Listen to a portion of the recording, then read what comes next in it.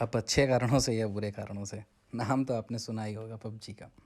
विधानसभा में मुद्दे उठे हैं, संसद सत्र में मुद्दे उठे हैं, कोर्ट के आदेश आए हैं, कुछ राज्यों ने प्रतिबंध भी लगाए हैं। दुनिया भर में यूट्यूब, टीवी चैनल्स, बहुत सारी बातें की गई हैं इसके बारे में, अच्छा होता है, बुरा होता है, क्या होता है।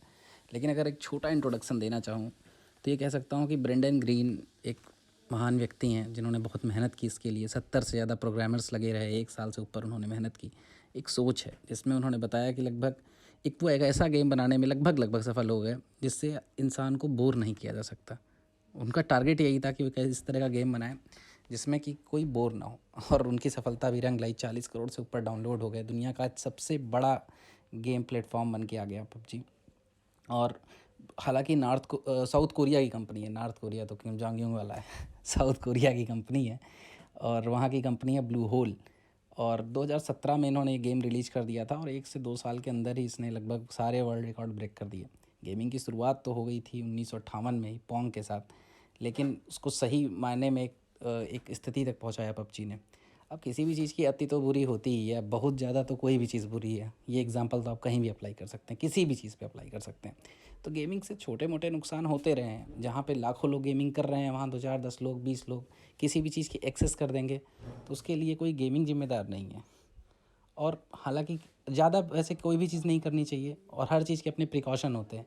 अब आप गेमिंग ही कर रहे हो तो कम से कम पलके झपकाते रहो, एकदम नज़र से थोड़ा दूर रखो अपने फ़ोन को या अपने लैपटॉप को या अपने टैब को, जो भी आप यूज़ कर रहे हो। बेनिफिट्स भी बहुत सारे हैं, क्योंकि जो हमारा मेंटल डेवलपमेंट है उसमें गेमिंग ने बहुत बड़ा प्रभाव डाला है। स्पेशल इंटेलिजेंस जो होती है, यानी एक साथ 3 तरफ सोचने की जो क्षमता है, वो इसने डेवलप की। और जैसे उसने न्यूरोजेनेसिस पे बहुत अच्छा काम किया। न्यूरोजेनेसिस का मतलब है जैसे हम कुछ नया काम सीखते हैं तो हमारे जो ब्रेन सेल होती हैं, जो दिमाग की कोशिकाएं होती हैं, वो बढ़ती हैं, उसे कहते हैं न्यूरोजेनेसिस। वो इसमें बहुत डेवलप होती हैं। जैसे आप कोई भाषा सीखें, साइकिल सीखें, कुछ भी करें, और उसके बाद उसको जब आप प्रैक्टिस से छोड़ देते हैं तो फिर क्या होता है कि वो चीज़ धीरे धीरे आप भूल जाते हैं। क्यों? क्योंकि उसकी फिर ब्रेन सेल उतनी डेवलप नहीं होती। तो ब्रेन सेल डेवलप करने का काम इसने किया है। और इसके अलावा एक जो हमारा ब्रेन होता है, उससे एक लॉजिकल रीजनिंग के भी डेवलपमेंट पे बहुत सारा काम किया है। अब थोड़ा सा एडिक्शन हो जाता है, इसकी लत पड़ जाती है। क्यों? क्योंकि डोपामीन, हमारे फिर से वही डोपामीन आ जाता है जिससे खुशी मिलती है। जब आप जीतते हैं तो आपको खुशी मिलती है। क्यों? क्योंकि डोपामीन रिलीज हो जाता है आपके ब्रेन में। तो आपको बार बार डोपामीन की लत पड़ जाती है तो आप फिर बार बार उसी गेम के पास पहुँचते हैं, और वही डोपामीन, वही खुशी, वही एपिनेफ्रिन डोपामीन, इसी को तो शायद खुशी कहते हैं। और एक चीज़ और होती है, वो ये है कि सेरेब्रम, जो कि दिमाग का सबसे बड़ा हिस्सा होता है, और जो हमारे तर्क करने के लिए, सोचने के लिए, बोलने के लिए बहुत जिम्मेदार होता है, वो बहुत हद तक इससे प्रभावित होता है। क्योंकि आई मूवमेंट लगातार चलती रहती हैं, आपकी आंखें हमेशा गेम के साथ जुड़ी होती हैं, दिमाग उसी स्पीड से सोचता रहता है। तो सेरेब्रम में जो डेवलपमेंट होता है, जो तेज़ी के साथ चीज़ें डेवलप होती हैं, उसका काफ़ी फ़र्क पड़ता है, हमारे पर प्रभाव पड़ता है। सर्वाइवल ऑफ द फिटेस्ट की थ्योरी वैसे तो दी थी चार्ल्स डार्विन ने, कि जो सबसे अच्छा है आखिरी में जीतेगा वही। तो पबजी देखने के बाद लगता है कि हाँ, ये चीज़ कहीं ना कहीं सर्वाइवल ऑफ द फिटेस्ट की थ्योरी यहाँ भी उसी तरह दिखाई देती है।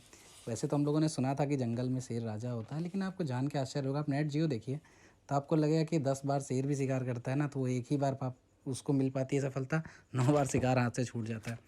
और थोड़ी सी मेहनत, थोड़ा सा पेशेंस ज़रूरी है। कुछ ऐसे लोग हैं ना जिन्होंने गेमिंग को ही अपना फुल टाइम करियर बना लिया और थोड़ी मेहनत नहीं की उसके लिए। उसी तरह के एग्जांपल है नमन माथुर, जिन्होंने फुल टाइम इसको करियर के ऑप्शन में इस्तेमाल किया, और इनको वैसे तो मॉर्टल के नाम से ज़्यादा ये फेमस है। 3 मिलियन सब्सक्राइबर हैं इनके, लाइव स्ट्रीमिंग करते हैं, चैट से इनकम करते हैं, और ये सबसे अच्छा माध्यम है।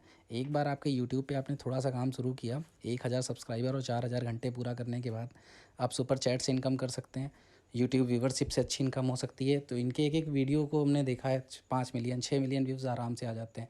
डायनेमो नाम से फेमस हैं आदि सावंत, इनके भी यही हाल है, लगभग 7 मिलियन इनके सब्सक्राइबर हैं, और इनके भी अच्छे खासे व्यू आ जाते हैं। और इस तरह से बहुत सारे एग्जाम्पल हैं जो अगर आप यूट्यूब खोलें तो आपको मिलेंगे, और वही सबसे बेस्ट ऑप्शन है।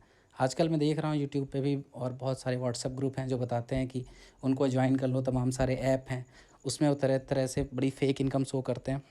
हो सकता है शुरुआत में आपको उसमें सक्सेस मिल भी जाए, लेकिन लॉन्ग टर्म के लिए ठीक